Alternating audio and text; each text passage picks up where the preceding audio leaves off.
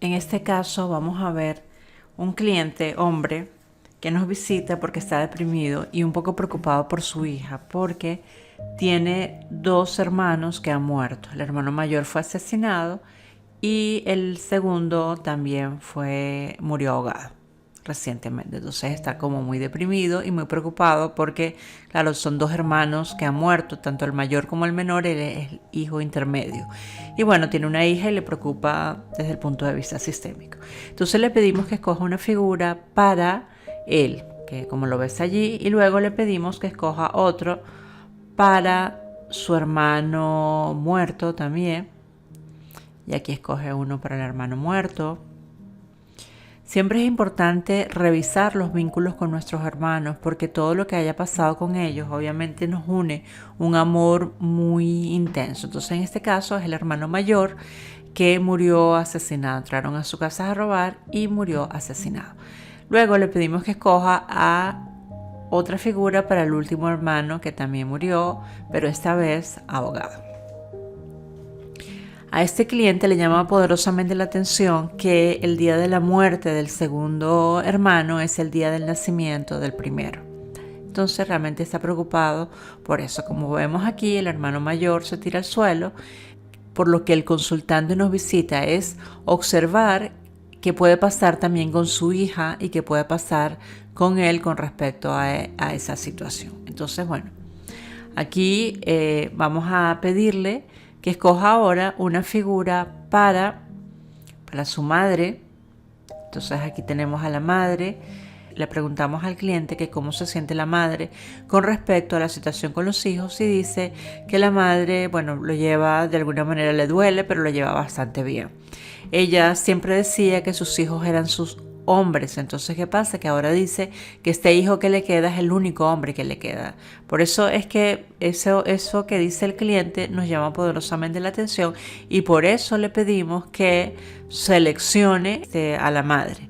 Como podemos ver aquí, la madre está aquí mirando al hijo. Le pedimos que coloque una figura para su hija para observar cuál es el movimiento de la hija del cliente. Como podemos ver, inmediatamente la hija va directamente a ver al tío muerto.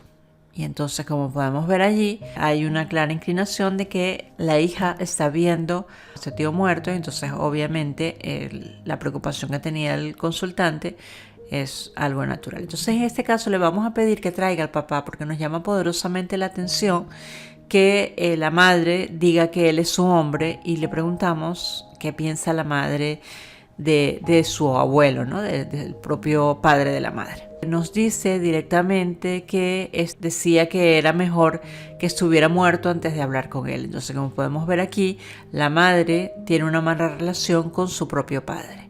Entonces, aquí observamos que, fíjate, palabras tan fuertes, ¿no? Que preferiría verlo muerto antes de tener contacto con él. Entonces aquí pedimos al cliente que se imagine a su madre hablando con su abuelo y haciendo una especie de reconciliación, ¿no?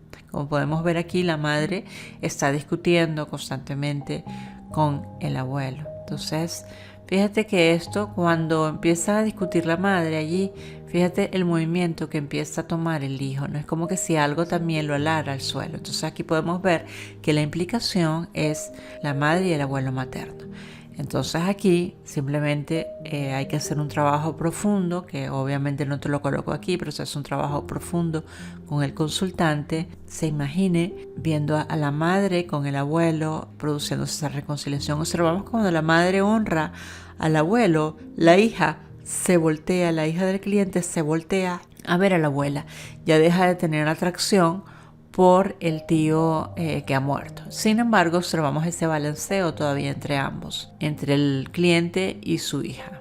Y aquí se produce la reconciliación entre el abuelo y la madre. Y hay otra figura que también es interesante traer, es al padre del cliente.